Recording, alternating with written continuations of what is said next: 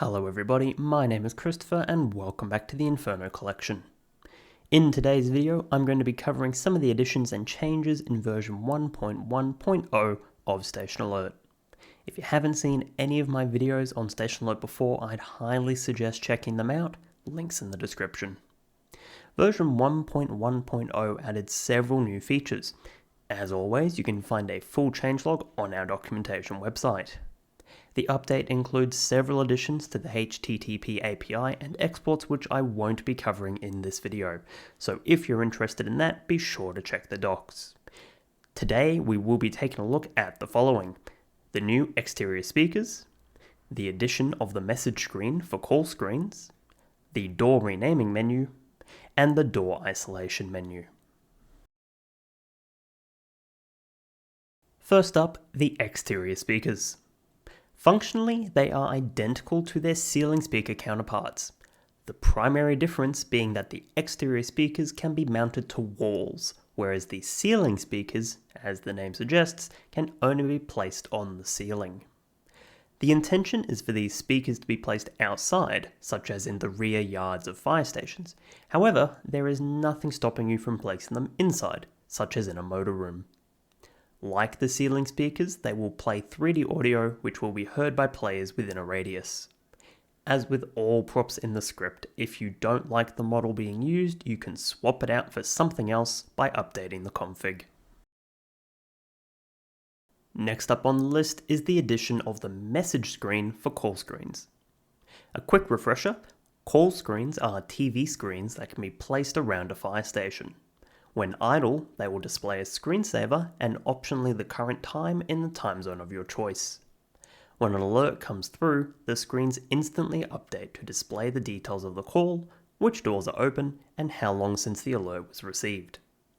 A message is similar to an alert in that it can be sent to a station. However, it only reads out the message over the PA system and does not activate any lights, doors, etc. The new message screen complements this feature by also displaying the message on the call screens for a time after the message is received, so that players can read the message and not just listen to it.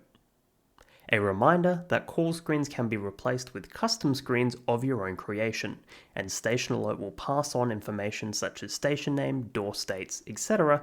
as part of the request. Moving on to the first of the two menu additions in this update, the door renaming menu.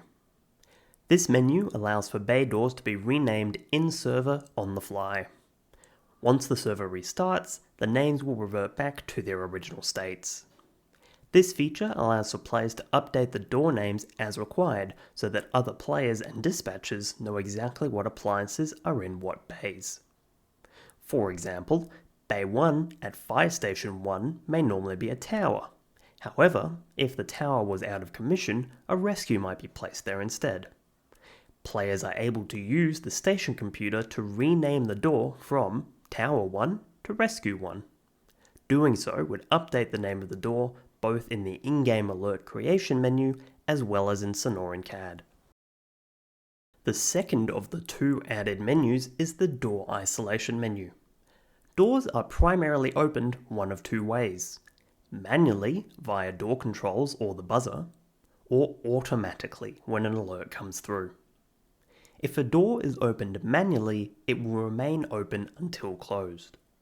If opened automatically, it will remain open for a configurable amount of time, then close automatically. Regardless of how a door is opened, if a vehicle drives through the door, it will automatically close behind it. This auto-closing behavior may not suit every use case though.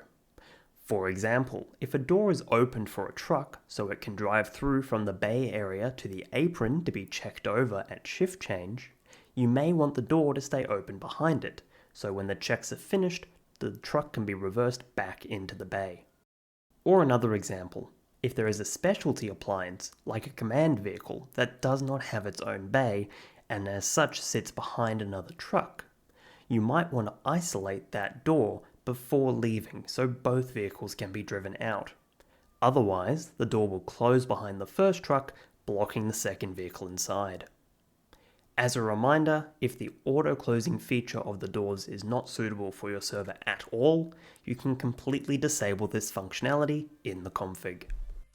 And that is all I have for you today, folks. Once again, version 1.1.0 also contains several HTTP API and export updates, so make sure to check the docs if you're interested in finding out more about those. Station Alert is available for download right now from our Tebex store, link in the description. Make sure to subscribe so you don't miss a video, and join our Discord server where we post regular updates. Thank you very much for watching, and have a fantastic day.